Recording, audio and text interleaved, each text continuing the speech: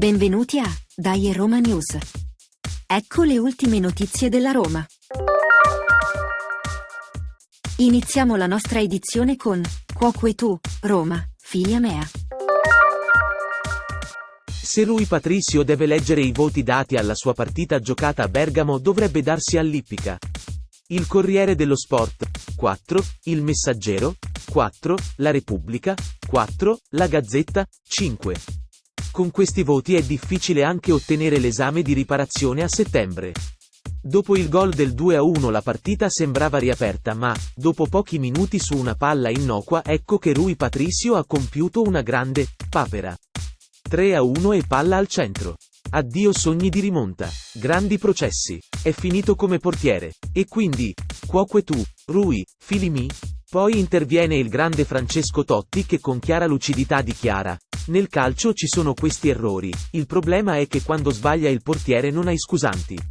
Rui Patricio ha salvato tante partite, gli vanno fatti i complimenti perché è un portiere eccezionale di livello internazionale. Sono cose che succedono, e noi aggiungiamo che quando il capitano parla, meglio che tutti tacciano. Alla prossima! La Roma femminile ha sconfitto la Fiorentina 2-1 ed è divenuta matematicamente campione d'Italia con 4 giornate di anticipo.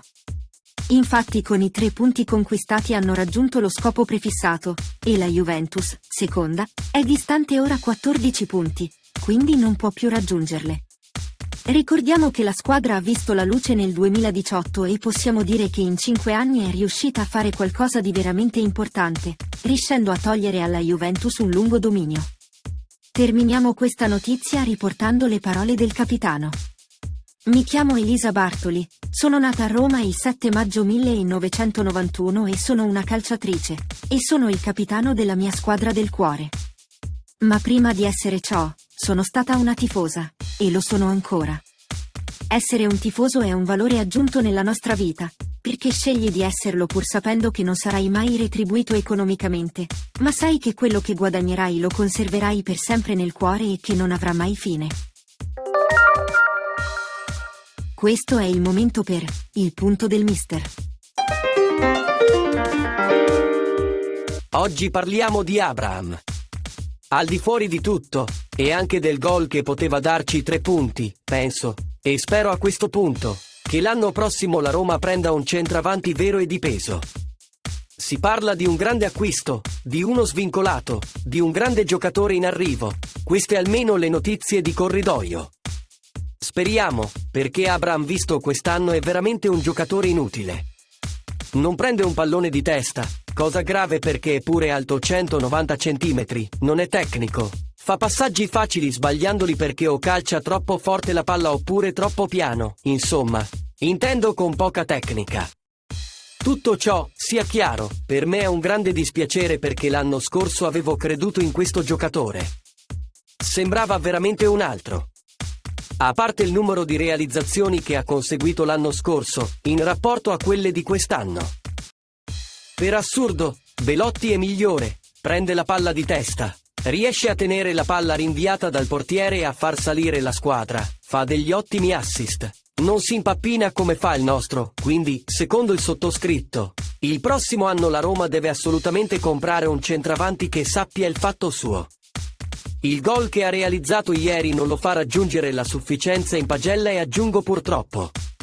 Sarà difficile da qui a fine stagione ricredersi su questo giocatore che sembra smarrito completamente. Vedremo, e sempre, dai Roma. Abbiamo ricevuto un video che ci ha fatto dubitare dell'inutile spreco di soldi, spesi per arbitro, guardalinee, VAR e AVAR, e chi più ne ha, più ne metta. Tale ciurma di professionisti ben retribuiti non sono riusciti a vedere o a voler intervenire su un evidente fallo, commesso nell'azione del pareggio della partita contro il Milan. Vediamo il video. La spinta subita dal calciatore della Roma, Ibañez, è clamorosa. Ma dove stava guardando il signor Orsato, arbitro esageratamente sopravvalutato?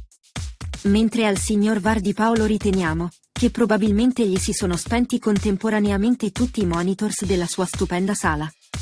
Qualcuno dirà, ma in area succedono sempre questi falli.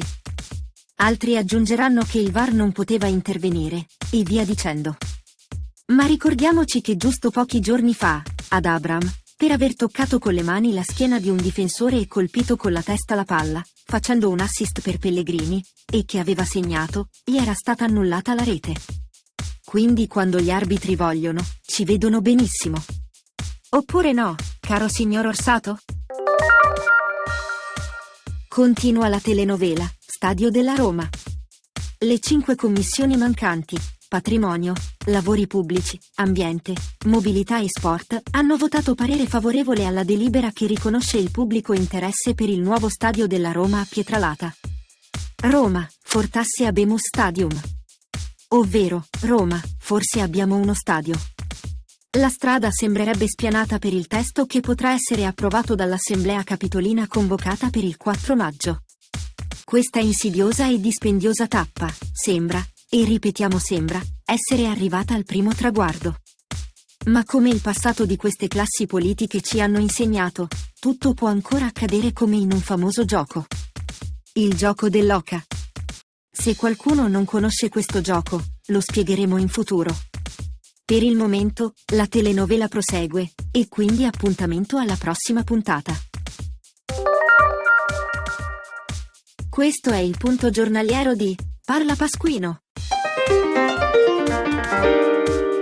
A quasi un mese di distanza dalla partita Cremonese-Roma, il procuratore Giuseppe Chinè ha chiuso il caso spedendo a giudizio l'arbitro Marco Serra, avendo rilevato l'oggettivo carattere inopportuno, ingiurioso e finanche offensivo delle parole utilizzate dall'arbitro Serra. A questo punto, come mai la giustizia sportiva ha impiegato un mese per emettere un deferimento? Come mai in attesa di un giudizio così importante l'arbitro Serra è tornato ad arbitrare? È normale assistere a questa incresciosa situazione? Un normale cittadino che commette una illegalità viene fermato e pure messo in carcere in attesa di una sentenza, mentre in questo caso si consente non solo di tornare a casa, ma di riprendere il lavoro stesso che lo ha portato all'imputazione. Non si poteva attendere? Tutto ciò è assurdo, non mi sembra di chiedere molto. E con ciò, ho detto tutto. E quindi, dai Roma! Questa era l'ultima notizia. A risentirci alla prossima edizione di Dai Roma News.